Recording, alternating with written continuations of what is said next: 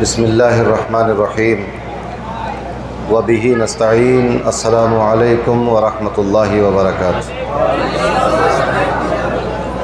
الحمد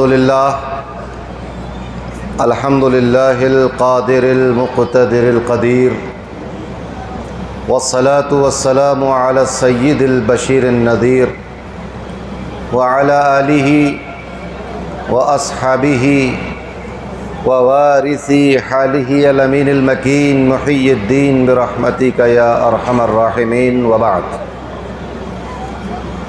اعوذ باللہ من الشیطان الرجیم، بسم اللہ الرحمن الرحیم۔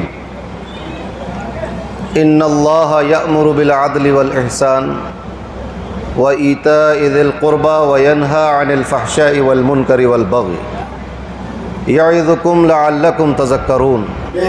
صدق اللہ العظیم وبلغنا رسولہ النبی الامین الکریم الرؤوف الرحیم ونحن علی ذلک لمن الشاہدین والشاکرین والحمد للہ رب العالمین۔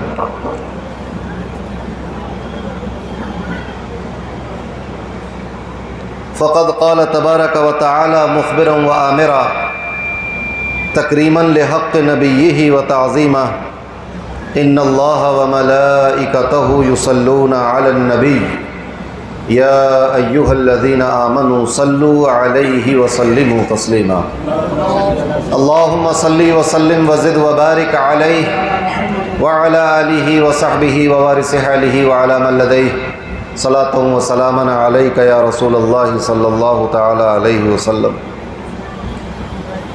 چلے جب حضور سوئے فلک بلغ العلا بکمالہ، کوئی دیکھے رخ کی چمک دمک کشف الدجا بجمالہ، وہ ہیں بے مثال دریچے شک حسنت جمیع خصالہ، انہیں دیکھ لیں تو پڑھیں ملک صلو علیہ وآلہ اللہم صلی وسلم وزد وبارک علیہ وعلی آلہ وصحبہ ووارث حالہ وعلی من لدیہ صلاۃ وسلاما علیک یا رسول اللہ صلی اللہ تعالی علیہ وسلم۔ سلام آپ پر، آپ کی آل پر، سلام آپ کے وارث حال پر، اللہم صلی وسلم وزد وبارک علیہ وعلی آلہ وصحبہ ووارث حالہ وعلی من لدیہ صلاۃ وسلاما علیک یا رسول اللہ صلی اللہ تعالی علیہ وسلم۔ اللہ تبارک و تعالیٰ کا فضل و احسان کہ اس نے ہمیں اور آپ کو اس مبارک محفل میں حاضر ہونے کی توفیق عطا فرمائی۔ قابل مبارکباد ہیں وہ لوگ جنہوں نے اس محفل کو سجایا سنوارا، اور آپ تمام حضرات جو اپنے گھروں سے چل کر یہاں تشریف لائے۔ اللہ تبارک و تعالیٰ ہم سب کو جزائے خیر عطا فرمائے۔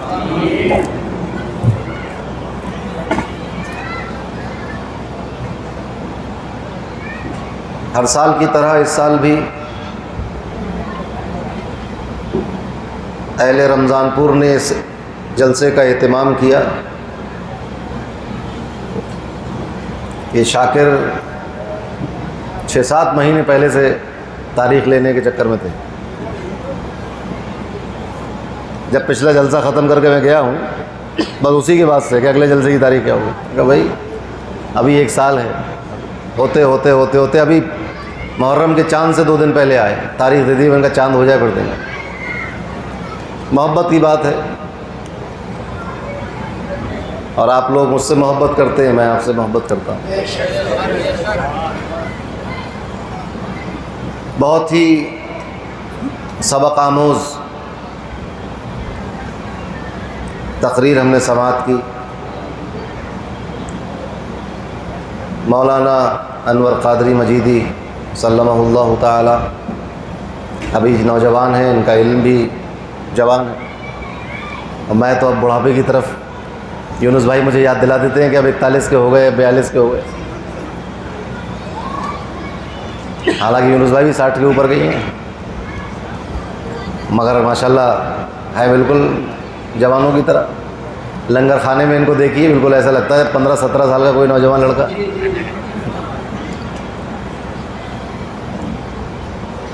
تو بہت سبق آموز تقریر تھی، اس تقریر سے ہمیں سبق حاصل کرنے کی ضرورت ہے۔ اپنی زندگی کو اچھا بنانے کے لیے، ایک بہتر انسان بننے کے لیے، ایک صحیح سچا مسلمان بننے کے لیے، نبی کا وفادار بننے کے لیے، امام عالی مقام سے محبت کرنے والا ہونے کے لیے ضروری ہے کہ ہم اللہ اور اس کے رسول کے بتائے ہوئے راستے پر چلیں۔ کربلا کے میدان میں سب سے واضح سبق یہ سمجھ میں آتا ہے کہ اپنی خواہش کو دباؤ اور اللہ کی مرضی کے مطابق زندہ رہو۔ یہ ہے کربلا کے میدان کا پیغام۔ اپنی خواہشات، اپنی ترجیحات اور اپنے نظریات کو دبا دو اور اللہ اور اس کے رسول کے اور دین کے رجحانات کو فوقیت دو۔ اپنی جان بچا لینا، اپنا مقصد حاصل کر لینا، یہ ہمارے نفس کی خواہش ہے۔ اپنے کو بڑا مرتبہ حاصل کر لینا، دولت کما لینا، یہ ہمارے دل کی نفس کی خواہش ہے۔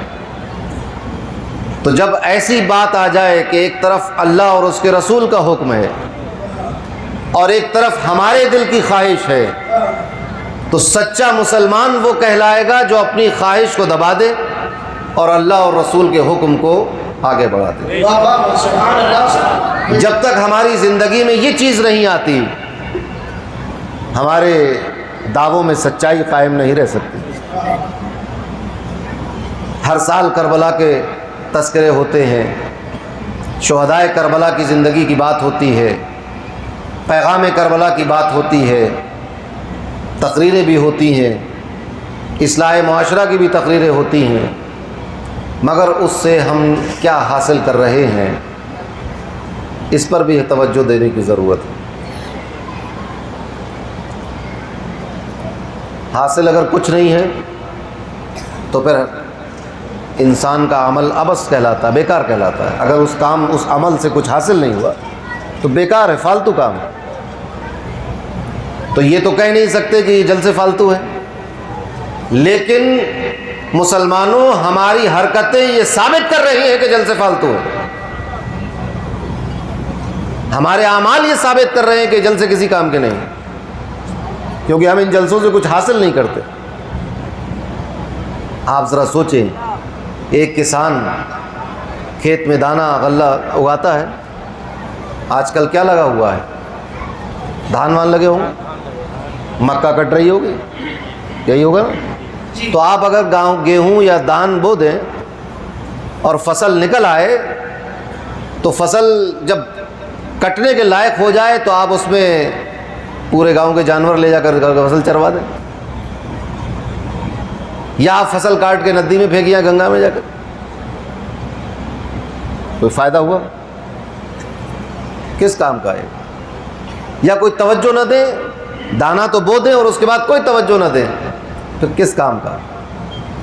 تو جلسہ منعقد کرنا ایک بے حد اچھی بات ہے، مستحب کام ہے، اور یہ جلسے فالتو نہیں ہوتے، لیکن ہمارا کردار چیخ چیخ کر پکار رہا ہے کہ ان جلسوں سے ہم نے کچھ حاصل نہیں کیا۔ تو خدا را ان جلسوں کے انعقاد کا مقصد فوت نہ ہو، وہ حاصل ہو۔ ان منعقد کرنے کا، جلسے کرنے کا مقصد یہ ہے کہ جو ہم بھول گئے ہیں وہ یاد آ جائے، جس راستے سے بھٹک گئے تھے اس راستے پہ واپس آ جائیں، اللہ اور اس کے رسول کے احکامات کی طرف آ جائیں۔ ہر شخص کے دل میں اللہ اور رسول کی محبت ہے، کتنا ہی برے سے برا عمل کرنے والا ہو،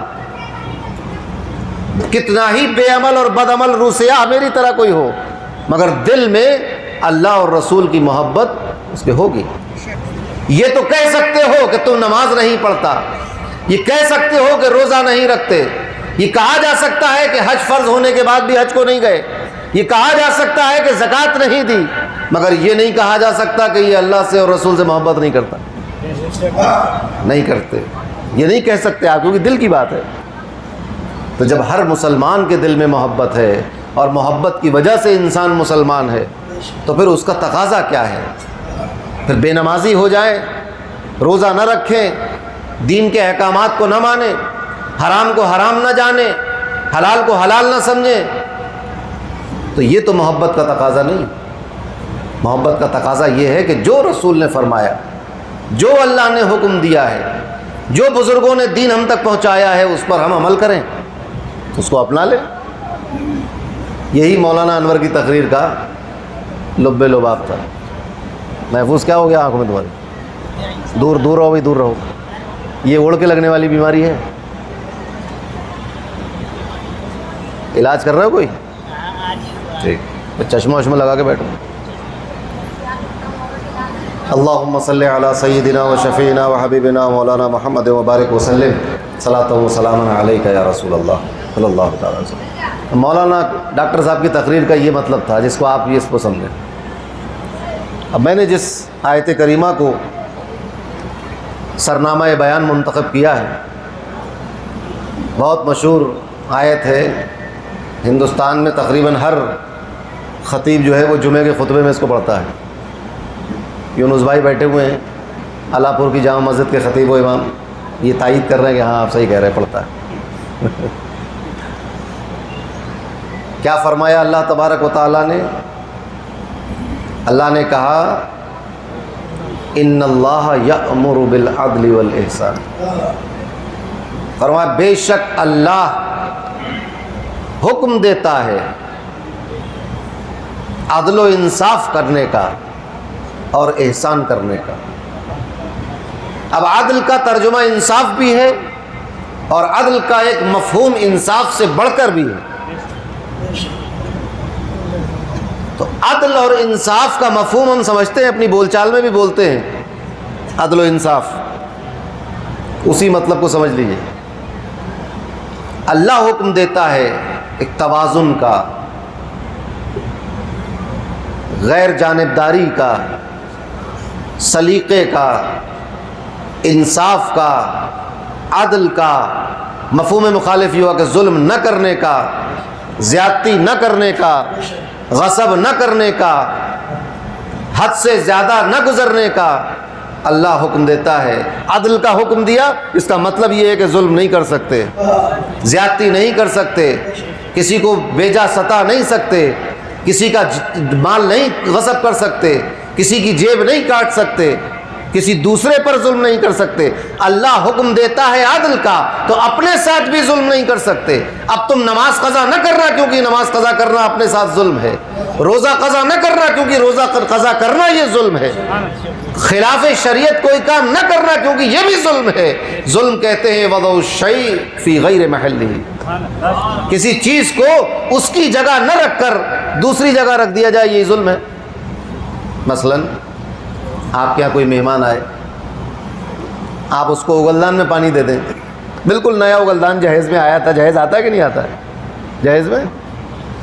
یا جہیز میں نہ آیا ہو، آپ خود ہی خرید کے لائے ہو، بالکل نیا اگلدان پنی میں پیک، آپ نے کہا بھائی نیا تو ہے اگلدان، اس میں تھوکا تھوڑی کسی نے۔ مہمان آیا کوئی، آپ اگلدان میں پانی لے جائے گا، لیجیے صاحب پانی پیجیے، یہ ظلم ہے۔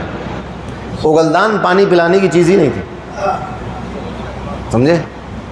ایسے ہی نماز پڑھنے کے لیے وضو کیا اور موزہ اٹھایا اور سر پہ لگایا اس کو، نماز کو چلے گئے۔ ارے موزہ پیر میں پہننے کی چیز ہے، یہ ظلم ہے۔ ٹوپی کو موزے کی طرح پیر میں پہن لیا، یہ ظلم ہے۔ بات سمجھ میں آئی؟ جو جہاں کی چیز ہے اس کو وہاں رکھو، یہ انصاف اور عدل کی بات ہے۔ بات سمجھ میں آئی؟ اگر ادھر سے چیز ادھر رکھی تو یہ ظلم ہوگا جو جگہ نہیں تھی۔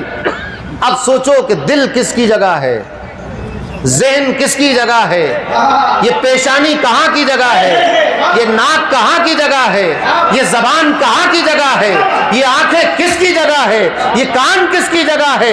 کوئی حرام شے تم دیکھ نہیں سکتے، یہ آنکھوں کے ساتھ ظلم ہے۔ کوئی حرام چیز تم سن نہیں سکتے، یہ کانوں کے ساتھ ظلم ہے۔ یہ پیشانی غیر خدا کے سامنے جھک نہیں سکتی، یہ پیشانی کے ساتھ ظلم ہے۔ یہ ناک کسی کے آگے رگڑی نہیں جا سکتی، یہ ناک کے ساتھ ظلم ہے۔ زبان زبان پر کوئی ناجائز اور گالی آ نہیں سکتی، یہ زبان کے ساتھ ظلم ہے۔ حلق میں کوئی ناجائز رزق اتار نہیں سکتے، یہ حلق کے ساتھ اور پیٹ کے ساتھ ظلم ہے۔ کسی کے ساتھ زیادتی نہیں کر سکتے، کسی کو مار نہیں سکتے، یہ ہاتھوں کے ساتھ ظلم ہے۔ جوئے خانے کی طرف چل کے جا نہیں سکتے کہ یہ پیروں کے ساتھ ظلم ہے۔ تمہارے جسم کی ظاہری بناوٹ کا ظلم ہے، اور پھر ایک ظلم روحانی ظلم ہے کہ اب کسی سے حسد نہ رکھنا کہ یہ ظلم ہے، اب کسی سے بغض نہ رکھنا کیونکہ یہ ظلم ہے، اب کسی کی غیبت نہ کرنا کیونکہ یہ ظلم ہے، اب کسی کی چغلی نہ کھانا کیونکہ یہ ظلم ہے، اب جھوٹی گواہی نہ دینا کیونکہ یہ ظلم ہے۔ اور اللہ نے فرمایا کہ بے شک اللہ عدل کا حکم دیتا ہے۔ سبحان اللہ، سبحان اللہ۔ کس چیز کا حکم دیتا ہے اللہ؟ عدل کرنے کا۔ تو آپ کوئی رمضان پور ایسی تاریخی بستی ہے کہ یہاں سے بڑے بڑے منصف اور کلکٹر اور جج یہاں سے نکلے؟ سمجھ رہے ہو بات؟ تاریخی بستی ہے۔ اب آپ کہیں ہم تو کہیں کہ جج ہے نہیں، ہم کیا عدل کریں گے؟ ارے اپنے دل کے جج تو تم خود ہو، اپنے ارادوں کے جج اور کلکٹر تو آپ خود ہیں۔ آپ ارادہ کریں گے برائی کرنے کا، آپ ارادہ کریں گے اچھائی کرنے کا۔ شیطان کسی سے اچھائی برائی نہیں کراتا، شیطان تو صرف آپ کو سمجھاتا ہے، کرتے تو آپ خود ہیں۔ شیطان نے نماز چھڑوا دی؟ شیطان نے نہیں چھڑوا دی، چھوڑی آپ نے خود۔ شیطان نے روزہ نہیں رکھنے دیا، یہ بات غلط ہے، تم نے خود نہیں رکھا روزہ۔ شیطان نے لڑائی کروا دی دو بھائیوں میں، بات غلط ہے، آپ نے خود لڑی یہ لڑائی۔ شیطان تو خالی رجحان طرح دیتا ہے، آپ کو وسوسے ڈالتا ہے، اور آپ چونکہ علم دین سے اور دین سے دور ہیں لہٰذا اس کے پھندے میں پھنس جاتے ہیں۔ تو اللہ نے کہا کہ ظلم نہ کرو۔ کون سا حکم دیا اللہ نے؟ عدل کرنے کا۔ اپنے دل کے مفتی تو آپ خود ہیں نا، فیصلہ کرو۔ ابھی مولانا نے کہا کہ جلوس میں جھنڈا کس کا آگے چلے گا، اس کے آگے پیچھے میں لڑائی ہو جاتی ہے۔ ارے یہ لڑنے کی بات ہے، جھنڈا آگے پیچھے ہونے سے، اوپر نیچے ہونے سے کچھ نہیں ہوتا۔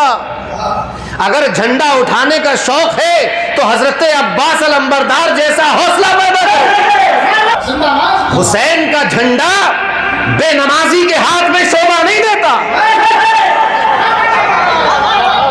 10 محرم کا جھنڈا نماز قضا کرنے والے کے ہاتھ میں نہیں جچتا ہے۔ یہی پیروی حسین ہے، کبھی غور تو نے کیا اثر؟ یہی پیروی حسین ہے، کبھی غور تو نے کیا اثر؟ یہاں تو نماز سے بے خبر، وہاں سر کٹایا نماز میں۔ جس ذات گرامی نے اپنا سر حالت سجدہ میں کٹایا ہو، اس کے جھنڈے کو بے نمازی لے کر آگے بڑھیں گے؟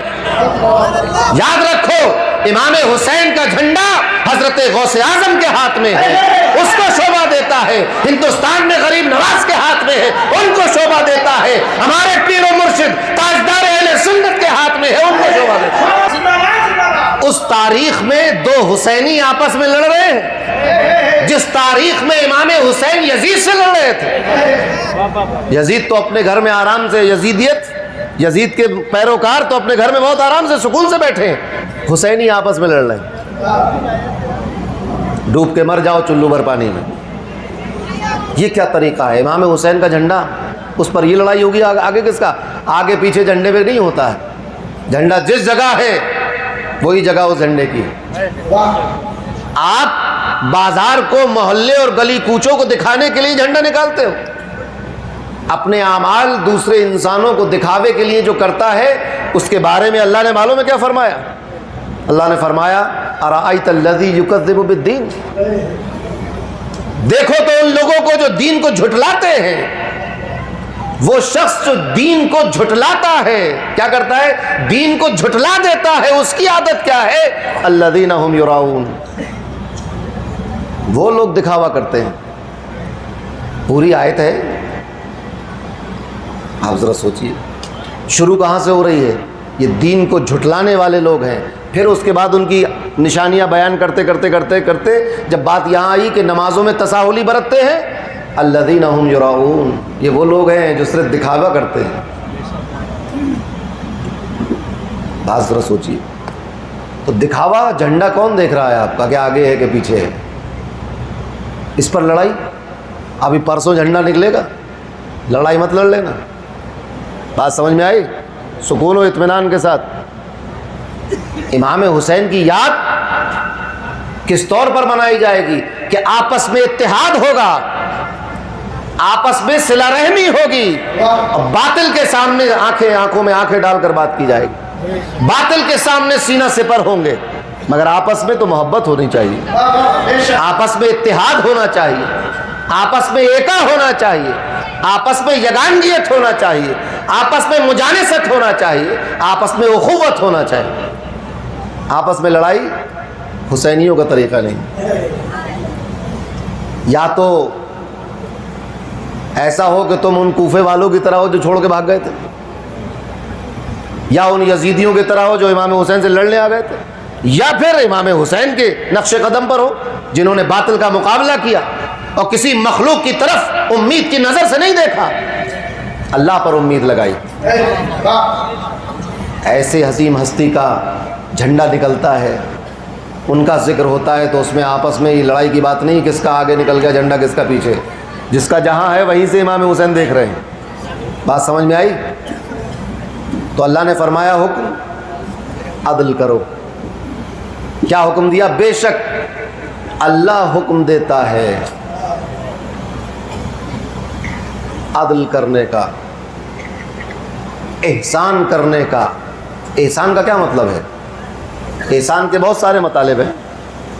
ایک مطلب تو بہت واضح ہے احسان کا, جسے کہتے ہیں احسان فراموشی, وہ والا احسان کہ احسان بھی ہو گیا تمہارے اوپر, تم بھول بھی گئے اس کو. کسی کے ساتھ بھلائی کام کر دینا, کسی کی پریشانی دور کر دینا, کسی کی مدد کر دینا, اس پر احسان کر دینا. ایک احسان کا مطلب یہ بھی ہے. ایک احسان کا مطلب کیا ہے جو حدیث میں آیا ہے, حدیث جبریل میں, وہ بھی احسان کا مطلب ہے کہ اللہ کی اس طرح عبادت کرو کہ گویا تم اللہ کو دیکھ رہے ہو, اور اگر یہ کیفیت پیدا نہ ہو تو بے شک وہ تمہیں دیکھ رہا ہے. ایک احسان کا مطلب یہ بھی. تو احسان کا حکم دیتا ہے اللہ, اور ایک وہ احسان کا حکم کہ احسان کی جزا احسان ہے, تو نیکی اور بھلائی کرنا, دوسروں کی مدد کرنا. کسی پر ظلم ہوتا ہو تو اس ظلم کو روکنا اور رکوانا. نبی کریم صلی اللہ علیہ وسلم نے فرمایا کہ اپنے ارشاد فرمایا کہ ظالم اور مظلوم دونوں کی مدد کرو. ارے اب ایک اچانک ہے نہیں بات چونکنے والی, کہ ظالم اور مظلوم دونوں کی مدد کرو, ظالم کی بھی مدد کرو, مظلوم کی بھی مدد کرو. کیسے مدد کریں گے؟ مظلوم کی تو مدد سمجھ میں آتا ہے کہ بھئی پریشان حال تھا, اس کو پریشانی سے بچا لیا, مگر ظالم کی مدد کیسے کریں گے؟ ظالم کی مدد کا مطلب یہ ہے کہ ظالم کو ظلم کرنے سے روکو, جہنم سے رکنے میں اس کی مدد کرو, جنت کی طرف جانے میں اس کی مدد کرو. ظلم کرے گا تو جہنم کا مستحق ہوگا, تو آپ اس کی مدد کیجئے, ظلم روک دیجئے, ظلم رکوائیے, سمجھائیے اس کو کہ ظلم نہ کرو. یہ ظالم کی مدد ہے. اور مظلوم کی مدد تو آپ جانتے ہی. تو عدل کا اور احسان کا حکم اللہ نے دیا ہے. احسان کا حکم دیا ہے, اس سے یہ بات بھی اشارے میں سمجھ میں آتی ہے کہ احسان کرنے کا حکم اللہ دے رہا تو ایک احسان ایک اچھی چیز ہوئی نا. احسان ایک اچھی چیز ہوئی ہے جب اللہ حکم دے رہا ہے, جیسے عدل ایک اچھی چیز ہے. اسی طرح اگر کوئی احسان کر دے تو اس احسان کو مانو, اور احسان کرنے والوں تم احسان کر کے جتاؤ مت.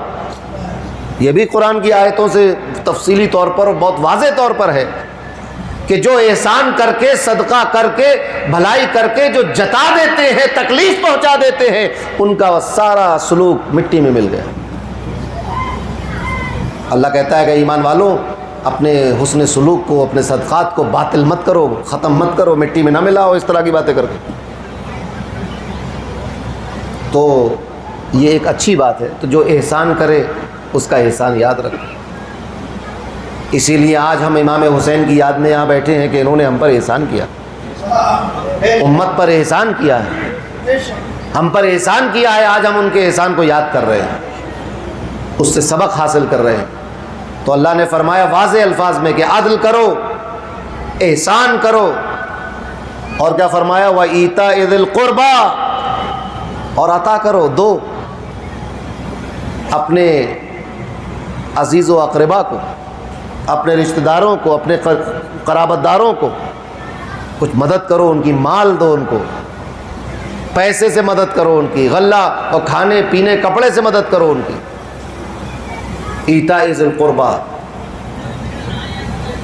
اپنے رشتہ داروں کی جو مدد کے مستحق ہیں، اپنے دوستوں کی، اپنے پڑوسیوں کی، اپنے قرابت داروں کی، اپنے رشتہ داروں کی مدد کرو، ان کو کچھ نہ کچھ دو. وَيَنْهَا عَنِ الْفَحْشَاءِ، اور فرمایا ادھر تو حکم دیا تھا، عدل کا حکم دیا تھا، احسان کا حکم دیا تھا، اور اپنے رشتہ داروں کی مدد کرنے کا حکم دیا تھا، 3 کام کرنے کا حکم دیا تھا، اب 3 کاموں سے روکنے کی بات کر رہا ہے. بے شک اللہ روکتا ہے، منع کرتا ہے. کس چیز سے؟ فحاشی سے. فحاشی سے اللہ روکتا ہے، فحش کاموں سے اللہ روکتا ہے، عریانیت اور بے پردگی سے اللہ روکتا ہے، بے حیائی سے اللہ روکتا ہے، منع کرتا ہے کہ ایسا کام نہ کرو، بے حیائی والا، عریانیت والا، بے پردگی والا، فحش کام نہ کرو، روکتا ہے. وَيَنْهَا عَنِ الْفَحْشَاءِ وَالْمُنْكَرِ، گناہوں سے، بری باتوں سے، منکرات سے، مکروہات سے روکتا ہے، منع کرتا ہے. جو بھی بری باتیں ہیں ان سے روکتا ہے. اب آپ بری بات کیا ہے؟ ہر انسان 99% تو خود سمجھ جاتا بری بات کیا ہے. 1% جو رہ جاتی ہے وہ اس کو آپ کسی مولوی سے، مولانا سے پوچھ لیجئے کہ یہ کام میں کر رہا ہوں، یہ برا ہے کہ صحیح، وہ بتا دے گا. باقی تو اللہ نے عقل دی ہے، سب جانتے ہیں کیا برا ہے کیا صحیح. بتاؤ، ایک کٹورے میں اگر گائے بھینس کا گوبر ہو اور دوسرے میں مہندی، تو سر پہ کیا لگے گا؟ بالوں میں گوبر کیوں نہیں لگے گا؟ ایک ساتھ لگ رہا ہے دیکھنے میں. تو آپ کی عقل بتا رہی ہے کہ گوبر ہے، یہ سر پہ نہیں لگے گا، مہندی لگے گی. مسعود بھائی مہندی لگائے بیٹھے، تو مہندی لگے گی. عقل نے بتایا کہ نہیں بتایا؟ عقل بتا رہی ہے آپ کو. 3 دن پرانا کھانا جس میں اب سڑن پیدا ہو گئی ہے اس کو مت کھاؤ. کس نے بتایا؟ مفتی صاحب نے بتایا کیا؟ عقل بتا رہی ہے. سب سے بڑا مفتی بیٹھا ہے، یہ اللہ نے ہر انسان کے سر میں رکھ دیا ہے. اب وہ چیزیں جہاں تک عقل انسانی کی رسائی نہیں ہوتی وہ اللہ نے خود بتا دی، رسول اللہ نے بتا دی. مسلمان کو بھٹکنے کی ضرورت نہیں ہے کہیں پر. اپنی عقل استعمال کرو.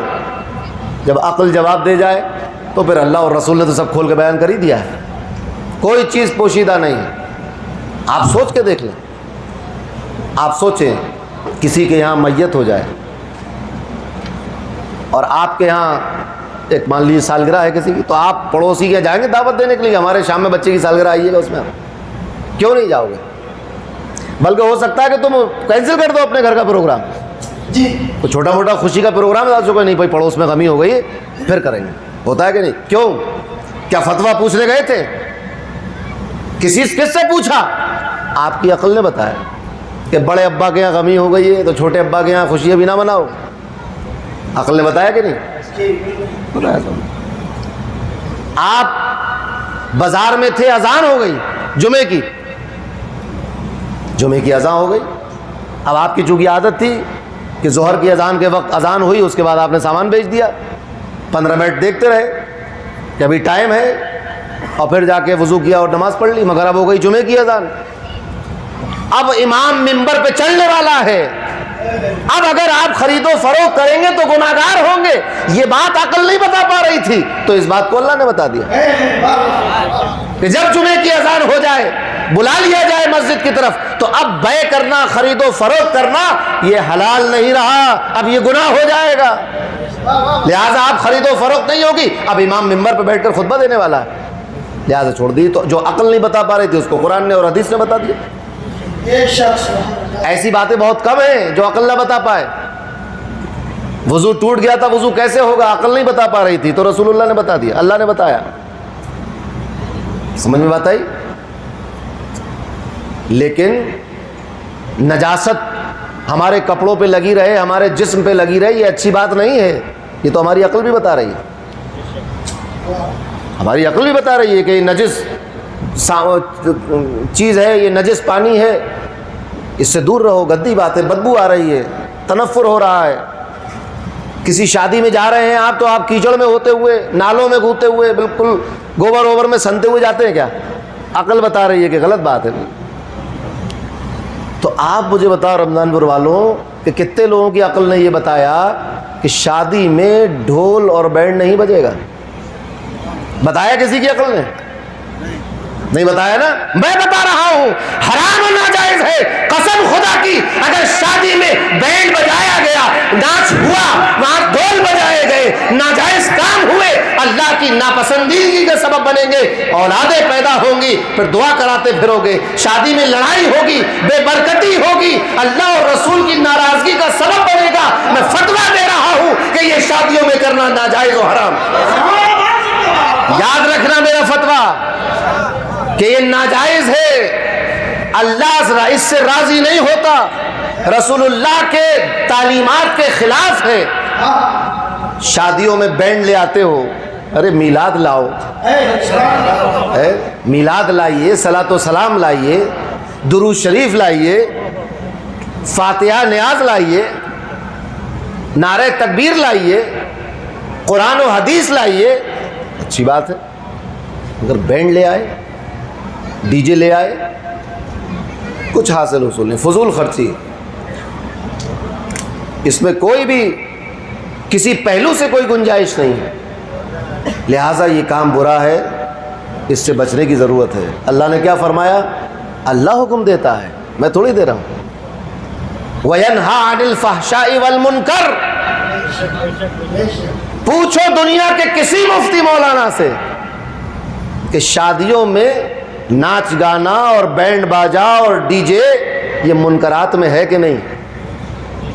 اگر نہیں ہے منکرات میں، جائز کام ہے، بہت اچھا کام ہے، تو مجھے سوچنا پڑے گا کہ ہمارے مشائخین، ہمارے علماء، ہمارے ائمہ جو تھے وہ سب کے سب ناخواندہ ہو پہ پڑھے لکھے لوگ تھے، کسی کی سمجھ میں بات نہیں آئی کہ یہ جائز، اتنا شاندار جائز کام، اور منع کر دیا۔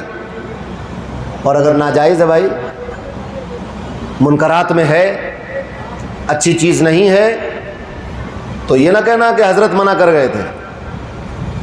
قرآن شریف کی آیت دے کر جا رہا ہوں، جس طرح ان اللہ یأمر، اسی طرح عبارت یہ جڑے گی ان اللہ ینہا، بے شک اللہ منع کرتا ہے تمام گناہوں برے کاموں سے، رک جاؤ۔ اور یہی سبب ہے طریق مصطفیٰ کو چھوڑنا ہے وجہ بربادی، اسی سے قوم دنیا میں ہوئی بے اقتدار اپنی۔ اب میں تمہیں ایک ترکیب بتا رہا ہوں، ایک گنجائش ہے، وہ گنجائش یہ ہے کہ نکاح مسجد میں ہو، ٹھیک، سادگی کے ساتھ ہو، بارات نہ ہو اس میں۔ اگر بارات آئی کہیں باہر سے لمبی چوڑی تو پھر یہ گنجائش کیا ہے؟ مسجد میں نکاح ہو، سادگی کے ساتھ ہو، اور جب نکاح ہو جائے تو نکاح کا اعلان کرنے کے لیے دف بجائی جا سکتی، مسجد کے باہر کھڑے ہو کر دف بجا دی جائے تاکہ بستی والوں میں اعلان ہو جائے کہ فلاں لڑکے کی نکاح فلاں لڑکی سے ہو گیا۔ مگر بینڈ باجا ڈی جے یہ نہیں، بارات چڑھنا اور بارات کا تو کوئی کانسیپٹ ہی نہیں اسلام میں۔ سمجھ میں بات آئی؟ تو ایسا کرنا، مسجد میں نکاح کرو، مسجد کے بعد ایک دف لے کر بجاؤ طلع البدر علینا من ثنیات الوداع، اور اعلان کرو کہ آج فلاں کے لڑکے کا فلاں کی صاحبزادی سے نکاح ہو گیا، بستی والوں خبر ہو گئی تمہیں کہ ہو گیا، اور اگر اسی بستی کا ہے تو اعلان کر دو کہ ولیمے کی تاریخ یہ ہے، اپنے اپنے حساب سے جس کو دعوت دے رہا ہو ولیمے کی اس کو دعوت دو۔ بات سمجھ میں آئی؟ تو یہ طریقہ ہے بھائی، ڈی جے وی جے کا کوئی کانسیپٹ اسلام میں نہیں، کیوں؟ یہ منکر چیز ہے، اور اللہ نے فرمایا وَيَنْهَا عَنِ الْفَحْشَاءِ وَالْمُنْكَرِ، آگے فرمایا وَيَنْهَا عَنِ الْفَحْشَاءِ وَالْمُنْكَرِ وَالْبَغْيِ، سرکشی سے منع کرتا ہے اللہ۔ اسلام کا پیغام اور احکام سننے کے بعد بھی اگر روگردانی کری اور سرکشی پہ آمادہ ہوئے، بغاوت پہ آمادہ ہوئے، اللہ کہہ رہا ہے کہ ایسا نہیں کرنا، مومنو ایسا مت کرو۔ بغاوت سے اللہ روکتا ہے، سرکشی سے اللہ منع کرتا ہے، سرکشی نہ کرو۔ غوث اعظم کیا فرماتے ہیں؟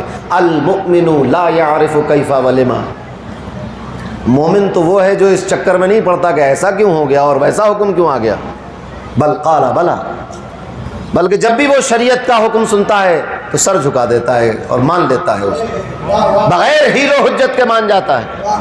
ایک ماحول بنا تھا رمضان پور میں کہ ڈی جے نہیں بجائیں گے، اور اس پر بہت اچھا بھی چلا، مگر پھر سے شروع ہو گئی بات۔ یہ معلوم ہے کیوں شروع ہو گئی؟ اس کا بھی سنتے چلیے۔ سائیکل چلائی ہے کبھی آپ لوگوں نے؟ سائیکل جب اسٹینڈ پہ کھڑی کر لو، ایک تو سائیکل کا اسٹینڈ وہ ہوتا ہے جو ایک طرف کا ہوتا ہے، وہ والا نہیں، جو پرانی سائیکلوں میں ہوتا تھا پورا والا، اس پہ کھڑی کر لو، پیڈل چلاؤ تو پہیہ گھومے گا پچھلا، اور پیڈل چلا کے چھوڑ دو تو کتنی دیر تک گھومے گا؟ تھوڑی دیر تک گھومے گا، پھر اپنے آپ رک جائے گا۔ تو ایک پیڈل مار دیا تھا آپ نے، پہیہ گھومتا رہا، ایک آدھ مہینے، 2 مہینے، 10 مہینے تک گھوما پہیہ، پھر پہیہ رک گیا، پہیہ رکا پھر ڈی جے آ گیا۔ تو پہیہ چلتا رہے گا، پیڈل مارتے رہیے۔ ہر مہینے 2 مہینے پہ اپنے آپ کو یہ احساس کراتے رہیے کہ جو ناجائز ہے اس کے قریب نہیں جانا، جائز کاموں کا رواج پیدا کرو، ناجائز اور گناہ کے کاموں سے پرہیز کرو، اجتناب کرو، یاد دلاتے رہو اپنے آپ کو، اور شیطان کو دھتکارتے رہو کہ خبیث مردود لعین لا حول ولا قوت الا باللہ، تو ہم سے گناہوں کی طرف ہمیں آمادہ نہ کر، کیونکہ دنیا میں کوئی طاقت نہیں ہے اللہ کے سوا، اللہ کے سوا کوئی طاقت والا نہیں، کوئی قدرت والا نہیں، کوئی قوت والا نہیں۔ اے شیطان لعین، تیری کوئی قوت نہیں کہ تو ہم سے گناہ کرا سکے۔ اعلان کرتے رہو، کیونکہ ہمارے رب نے ہمیں حکم دیا ہے بھلائی کا، نیکی کا، دین پر چلنے کا حکم دیا، اللہ نے منع کیا ہے ڈی جے بجانے سے۔ اب پیغام کربلا کے جشن میں اور محفل میں اور مجلس میں، ذکر حسین کی مجلس میں بیٹھے ہیں، اور ہمارے کردار اگر ایسے ہوں یزیدیوں جیسے، یزید سے آپ سوچیے منع کیا تھا، کیا کہا تھا اللہ نے؟ اللہ نے کہا تھا کہ اے نبی، آپ اس پوری امت کے درمیان، انسانوں جناتوں کے درمیان اعلان کر دیں، قل لا اسألکم علیہ اجرا، اعلان کر دیجئے انسانوں جناتوں میں کہ مجھے اپنے اس تبلیغ کے صلے میں تم سے کچھ اجرت نہیں چاہیے، میں تم سے کچھ نہیں چاہتا۔ کیا چاہتا ہوں؟ الا المودۃ فی القربى، صرف میرے رشتہ داروں سے محبت کرنا، یہ چاہتا ہوں۔ تم سے کوئی دولت، قرآن تمہیں دیا، کلمہ تمہیں دیا، شریعت تمہیں دی، اس پر تم سے کوئی اجر نہیں چاہتا، سوائے اس کے کہ میری اولاد سے، میرے خاندان سے، میرے رشتہ داروں سے، میرے احباب سے محبت کرنا۔ یزید کو بھی واجب تھا یہ، مگر یزید نے کیا کیا؟ نوٹس ہی نہیں لیا، نہ اس آیت کا نوٹس لیا، اور نہ اس آیت کا وَيَنْهَا عَنِ الْفَحْشَاءِ وَالْمُنْكَرِ وَالْبَغْيِ، نہ اس کا کوئی نوٹس لیا۔ انجام آپ کے سامنے ہے۔ اب ذرا سوچو، مجلس حسین میں بیٹھے ہوئے ہو، کردار یزیدی ہے، آپ سوچو، یعنی ہم یہ یزیدی کردار ہے کہ قرآن کا حکم آ جائے، نبی کا حکم آ جائے، اس کے بعد بھی اس کو نہ مانا جائے اور اس سے روگردانی کی جائے اور اس کے خلاف ایک جنگ، عملی جنگ اور کردار کے ساتھ جنگ پر آمادہ ہو، یہ یزیدی کردار ہے۔ حکم آ گیا ہے کہ شراب حرام ہے، اب شراب پیو گے، یزیدی کردار ہے۔ حکم آ گیا ہے کہ سود نہ لو، اب سود لوگے تو یزیدی کردار ہے۔ حکم آ گیا ہے کہ جوا نہ کھیلو، اب جوا کھیلو گے تو یزیدی کردار ہے۔ اور علماء نے حکم سنا دیا ہے کہ ڈی جے نہ بجاؤ، بجاؤ گے تو یزیدی کردار ہے، دین سے بغاوت ہے، سرکشی ہے۔ ذکر حسین کی مجلس ہے، غیرت کرو رمضان پور والوں۔ آج پورے ضلع میں مثال دی جاتی ہے کہ رمضان پور میں ہر سال جلسہ ہوتا ہے ذکر حسین، پابندی سے ہوتا ہے۔ آج سے 10 سال پہلے آئے تھے، یہ بیٹھے کرتے لے جا رہے ہیں، شاکر بیٹھ آئے تھے میرے پاس کہ صاحب ہم بھی جلسہ کرنا چاہتے ہیں۔ صدیق بھائی بیٹھے ہیں پیچھے کہ ہم بھی جلسہ کرنا چاہتے ہیں۔ آئے تھے کہ نہیں آئے تھے سب لوگ؟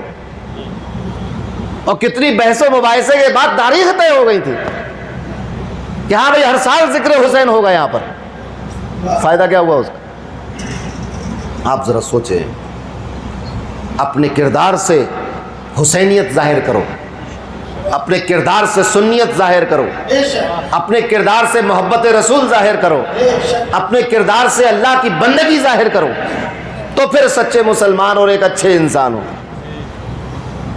تو اللہ نے منع کر دیا، رک جاؤ، نہ کرو، فحاشی میں مبتلا نہ ہو جاؤ، منکرات کے چکر میں نہ پڑو، دور ہٹو گناہوں سے، بغاوت کی طرف نہ جاؤ، سرکشی کی طرف نہ جاؤ، بلکہ قرآن کا، رسول کا احکام مانو، ان کی بات کو مانو، سر جھکاؤ۔ اور معلوم ہے کیا فرمایا اللہ نے؟ اس میں اللہ اور رسول کا کوئی وہ نہیں ہے فائدہ۔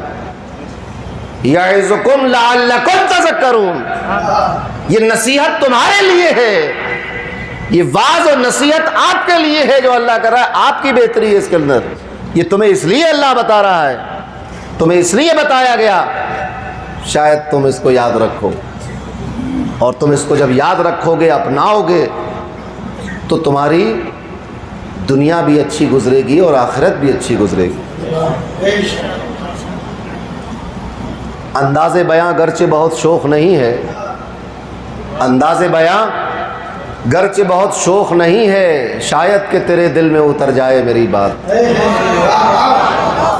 شاعر مشرق علامہ اقبال نے کہا تھا کہ اپنے من میں ڈوب کر پا جا سراغ زندگی، اپنے من میں ڈوب کر پا جا سراغ زندگی، تو اگر میرا نہیں بنتا نہ بن، اپنا تو بن۔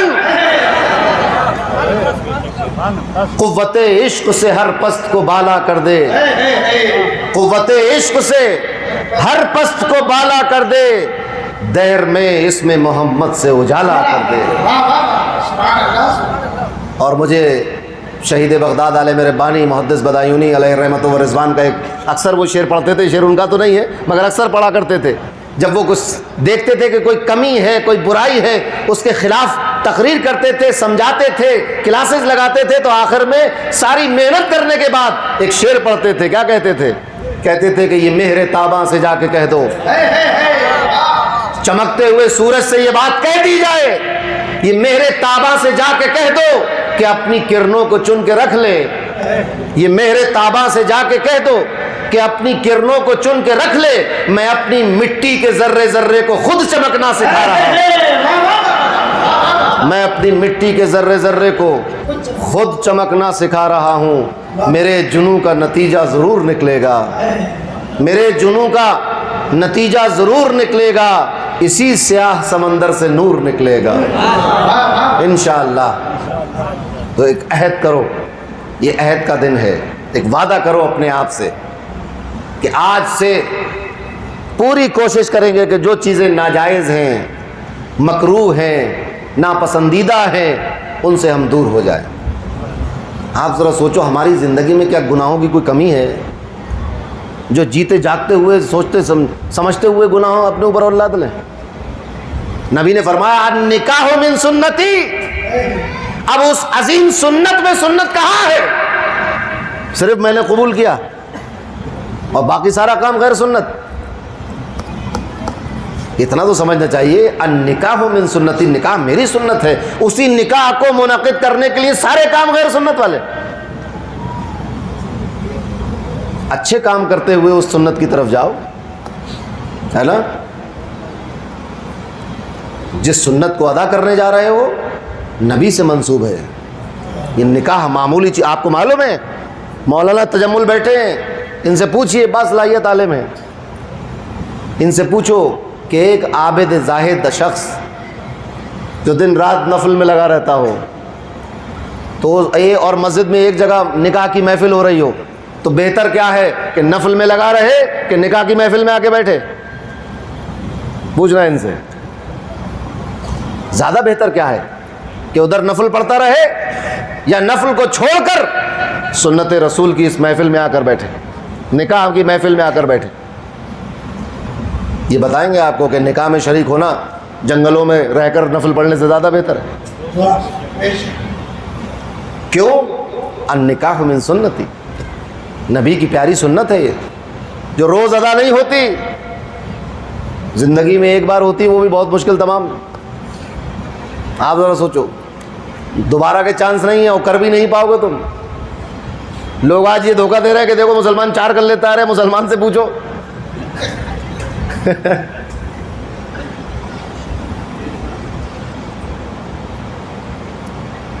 ایک ہی کافی ہے، سمجھے کہ نہیں؟ اسی کو خیال نہیں رکھ پاتے ہو، جو عزت اس کو ملنا چاہیے وہ دے نہیں پا رہے ہو، جو خیال بیوی کا رکھنا چاہیے وہ حق ادا نہیں ہو پا رہا ڈھنگ سے. تو بھائی یہ زندگی میں ایک بار یہ سنت ادا ہوتی ہے، اس کو یادگار بننا چاہیے نا. ہمارے نامہ اعمال میں وہ سنت چمکتی ہوئی دکھے. اس سنت کے پہلے بھی گناہ لکھے ہوئے، اس سنت کے بعد بھی گناہ لکھے ہوئے. یہ کیسی سنت ادا کی کہ لائے گناہوں کے ساتھ اور گئے گناہوں کے ساتھ. توبہ توبہ. یہ امام حسین کے ماننے والے ہیں، باطل کے خلاف گردن کا نذرانہ پیش کرنے والے ہیں مگر تائید نہیں کرتے. تمہیں تو ایسا ہونا چاہیے تھا کہ اگر شرط یہ لگ جاتی کہ ہم شادی اس وقت کریں گے، رشتہ اس وقت پکا کریں گے جب تم ڈی جے پکا کرو گے، تو آپ کا کردار یہ تھا کہ میں رشتہ نہیں کروں گا. یہ ہے امام حسین کا پیغام. یہ پیغام ہے کہ اگر کسی فاسق کے ہاتھ میں ہاتھ دینا زندگی کی شرط بن جائے تو ایسی زندگی سے موت اچھی ہے مگر فاسق کے ہاتھ میں ہاتھ نہیں دیا جائے. جس کھیت سے دہقاں کو میسر نہ ہو روزی، اس کھیت کے ہر خوشہ گندم کو جلا دو. کس کام کا ایسا شادی بیاہ جو آپ کو اللہ اور رسول سے دور کر دے؟ آپ اس پر آ جائیے. یہی امام حسین کا پیغام ہے کہ اڈل ہو جاؤ اور یقین مانو کہ آپ اگر تم ڈٹ جاؤ گے اس بات پہ تو شہادت کی نوبت نہیں آئے گی. اگر آپ اس بات پہ تیار ہوگا کہ ابھی تک تو یہ تھا کہ کوئی عالم کوئی امام نکاح نہ پڑھائے اس کا، رمضان پر والوں میں تمہیں ایک اور چیز دے کر جا رہا ہوں. تم کہو کہ امام سے کہ تمہارا نکاح پڑھانے کا نمبر تو بعد میں آئے گا، میں شادی نہیں کروں گا اسی شرط پہ جہاں ڈیجے کی بات ہوگی. یہ آپ کا کردار ہے. آپ امام صاحب سے کہیے کہ یہ بات تو بات کی ہے کہ تم نکاح پڑھاؤ گے نہیں پڑھاؤ گے. یار پہلے تو ہم منع کر دیں گے ایسے رشتے کو جہاں ڈی جے کی شرط ہو جائے. یہ کردار اپناؤ، اتحاد اپناؤ. ذات اور برادریوں میں بٹنا اچھی بات نہیں کہ یہ برادری تو مان گئی وہ برادری نہیں. یہ بات برادری کی ہے ہی نہیں، یہ بات برادری سے اوپر کی.